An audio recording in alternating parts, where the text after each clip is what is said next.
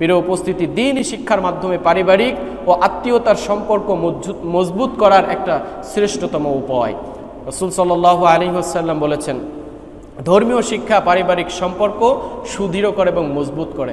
যেমন আল্লাহ রাব্বুল আলামিন নিজেই বলেছেন, ওয়াবিল ওয়ালিদাইনি ইহসানা ওয়াবিযিল কুরবা ওয়াল ইয়াতামা ওয়াল মাসাকিন ওয়াল জারিদিল কুরবা ওয়াল জারিল জুনুবি ওয়াস সাহিবি বিজ জামবি ওয়াবনিস সাবিল ওয়া মা মালাকাত আইমানুকুম ইন্নাল্লাহা ইউহিব্বু মান কানা মুখতালান ফাকুর।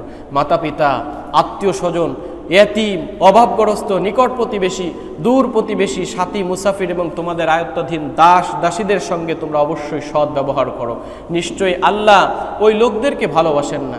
ইন্নাল্লাহা লা ইউহিব্বু, নিশ্চয় আল্লাহ তাদেরকে ভালোবাসেন না, মান কানা মুখতালান, যেই ব্যক্তি দাম্ভিক এবং ফাখুর, যে অহংকারী, সেই ব্যক্তিকে আল্লাহ রাব্বুল আলামিন কখনো ভালোবাসেন না। প্রিয় উপস্থিতি, এই জন্য একজন ভালোবাসার মানুষ যদি আমি আল্লাহর কাছে হতে চাই, তাহলে অবশ্যই আমার পিতামাতা থেকে শুরু করে নিকট প্রতিবেশী, দূর প্রতিবেশী সবাইকে আমাকে ভালোবাসতে হবে এবং আমাকে একজন সঠিক মুমিন হতে হবে। দ্বীনি শিক্ষা শৃঙ্খল বোধ এবং দায়িত্বশীল মানুষ গড়ার একটা কারিগর হিসেবে কাজ করে। আল্লাহ রাসূল সাল্লাল্লাহু আলাইহি ওয়াসাল্লাম বলেছেন, আল্লাহ রাব্বুল আলামিন নিজেই বলেছেন, ইন্নাল্লাহা ইয়া'মুরুকুম আন তুআদ্দুল আমানাতি ইলা আহলিহা। ইন্নাল্লাহা ইয়া'মুরুকুম, নিশ্চয় আল্লাহ তোমাদেরকে নির্দেশ করছেন, আন তুআদ্দুল আমানাতি ইলা আহলিহা, তোমাদের কাছে যে আমানত রয়েছে সেই আমানতটা তাদের মালিকের কাছে যথাযথভাবে সেইটা পৌঁছায় দাও। প্রিয় উপস্থিতি, আল্লাহ রাব্বুল আলামিন আমাদের কাছে যেই সম্পদ রেখেছেন সেই সম্পদ হচ্ছে উত্তম আচরণ, সর্বোত্তম ব্যবহার।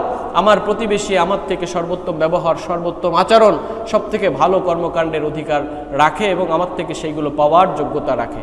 প্রিয় উপস্থিতি, নিশ্চয়ই আল্লাহ তা আমাদেরকে নির্দেশ দিচ্ছেন, হকদারের হক তাদের কাছে পৌঁছায় দাও। শুধুমাত্র যে সে যদি আমার কাছে টাকা রেখে যায় সেই টাকাটাই তার কাছে হকদার, ব্যাপারটা এমনটা নয়। তিনি আমার প্রতিবেশী মানে তিনি সৎ ব্যবহার পাওয়ার হকদার।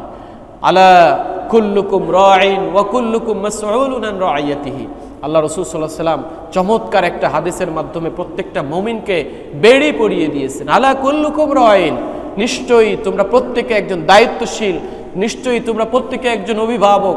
ওয়া কুল্লুকুম মাসউলুন আন রাইয়াতিহি, এবং তোমাদের দায়িত্ব সম্পর্কে তোমাদের প্রত্যেককে জিজ্ঞাসা করা হবে। একজন পরিবারের যেরকমভাবে একজন অভিভাবক থাকে, পিতা অথবা মাতা, একজন স্বামী যেরকমভাবে তার স্ত্রীর অভিভাবক, একটা দেশের যেরকম একজন রাষ্ট্রপ্রধান অভিভাবক, এরকম প্রত্যেকটা অভিভাবক সম্পর্কে যার যতটুকু দায়িত্ব আছে প্রত্যেকটা দায়িত্ব সম্পর্কে আল্লাহ রাব্বুল আলামিনের কাছে কাঠগড়ায় দাঁড়াইতে হবে, জিজ্ঞাসিত হতে হবে। প্রিয় উপস্থিতি, যদি এই কথাটা ভাবি, এই হাদিসটার তাৎপর্য বুঝি, তাহলে আমাদের প্রত্যেকটা উঠা বসা, আমাদের প্রত্যেকটা চলাফেরা, আমাদের প্রত্যেকের কথাবার্তা সুন্দর করে মেপে মেপে বলতে হবে। কেননা যদি আমি একটা অন্যায় কথা বলে ফেলি, আমার প্রতিবেশীর সঙ্গে যদি একটা অন্যায় আচরণ করে ফেলি, তাহলে এটার অবশ্যই খেসারত আমাকে কাল কিয়ামতে দিতে হবে। ওহীভিত্তিক ধর্মীয় শিক্ষা আন্তঃধর্মীয় সম্প্রীতি ও ভ্রাতৃত্ববোধ বজায় রাখে। দেখেন, বর্তমান সময়ে রাসূলুল্লাহ সাল্লাল্লাহু আলাইহি ওয়াসাল্লামকে গালিগালাজ করা, বিভিন্নভাবে বিভিন্ন ট্যাগ দিয়ে কথাবার্তা বলার প্রবণতা বেড়ে গিয়েছে। কিন্তু আমার এই ইসলাম ধর্মর বিউটিটা কত চমৎকার, এত সৌন্দর্য, যে আল্লাহ নিজেই বলেছেন, ওয়ালা তাসুব্বুল্লাযীনা ইয়াদউনা মিন দুনিল্লাহি ফায়াসুব্বুল্লাহা আদওয়াম বিগাইরি ইলমিন। সূরাতুল আনামের 108 নম্বর আয়াতে, ওয়ালা তাসুব্বুল্লাযীনা ইয়াদউনা মিন দুনিল্লাহ, সেই সমস্ত ব্যক্তিরা যারা আল্লাহ বাদে অন্য উপাস্যের উপাসনা করে তাদেরকে তোমরা গালিগালাজ করো না। ফায়াসুব্বুল্লাহা আদওয়াম বিগাইরি ইলমিন, যদি তোমরা তাদের উপাস্যকে গালিগালাজ করো তাহলে তারা না বুঝে, ইলম না থাকার কারণে তারা আল্লাহকে পর্যন্ত গালিগালাজ শুরু করবে। প্রিয় উপস্থিতি, ইসলামের বিউটি হচ্ছেন এইখানে যে ইসলাম আমাকেই শিখায়, আমার ধর্মই আমাকে শিখায়, অন্য উপাস্য তারা যদি আল্লাহর ইবাদত নাও করে তাও তাকে কি করা যাবে না, গালিগালাজ করা যাবে না। অন্য ধর্মে তারা যদি পূজারীও হয় তাহলেও তাকে সম্মান করতে হবে তার ধর্মের ক্ষেত্রে সে, কিন্তু তাকে গালিগালাজ, তাকে কোনো ধরনের কটাক্ষ, কোনো ধরনের কুৎসা রটনামূলক কথাবার্তা তার সঙ্গে বলা যাবে না। আল্লাহ নিজেই বলেছেন, আল ফিতনাতু আশাদ্দু মিনাল কতল, সূরা বাকারার 191 নম্বর আয়াত। এই যে শাতিমে রাসূল সাল্লাল্লাহু আলাইহি ওয়াসাল্লামকে বিভিন্ন সময় গালিগালাজ করা, এটার একটা কার্যকরী আইন আমাদের দেশে থাকা দরকার।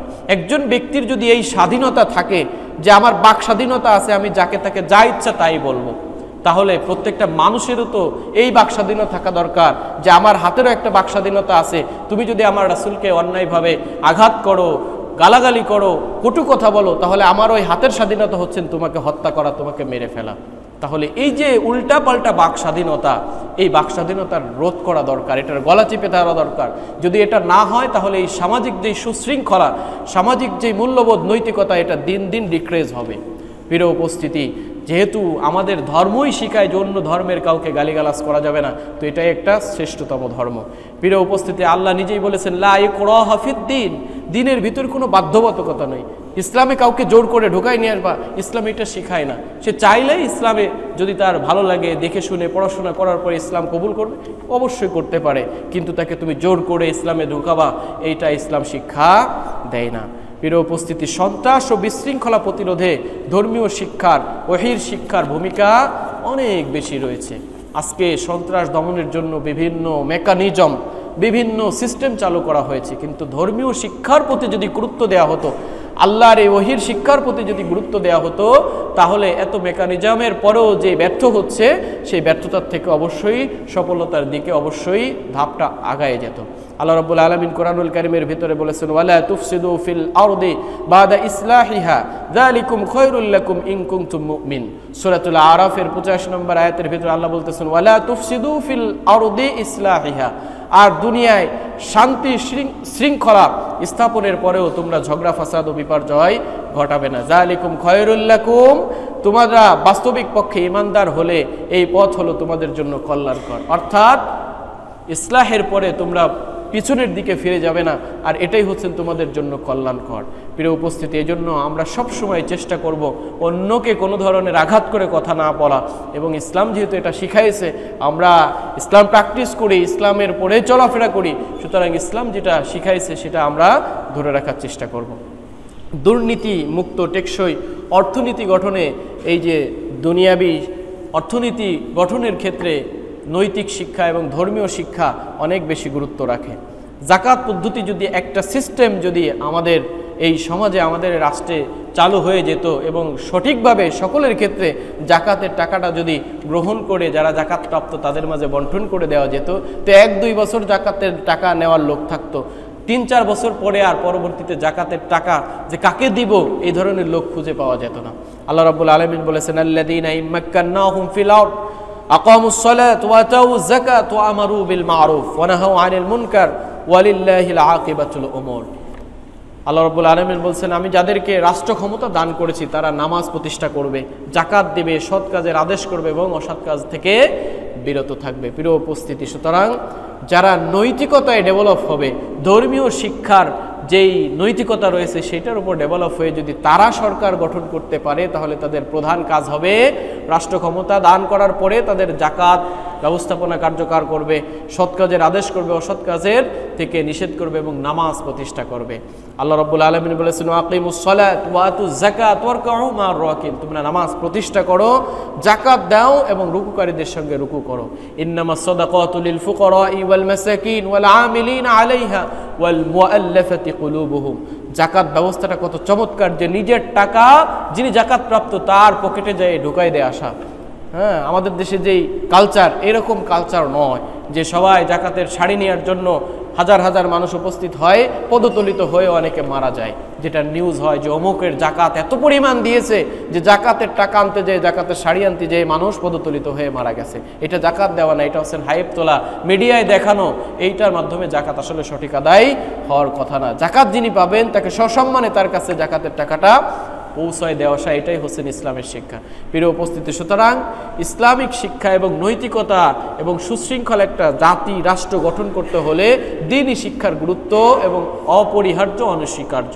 এজন্য আমরা যতটুকু জ্ঞান শিক্ষা অর্জন করেছি, আরও বেশির জন্য দিন, কোরআন এবং হাদিস, এই দ্বীনি শিক্ষার মৌলিক ভিত্তি হচ্ছেন কোরআন এবং হাদিস।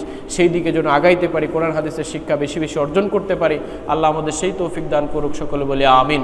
ওয়া মা তাওফিক ইল্লা বিল্লাহ।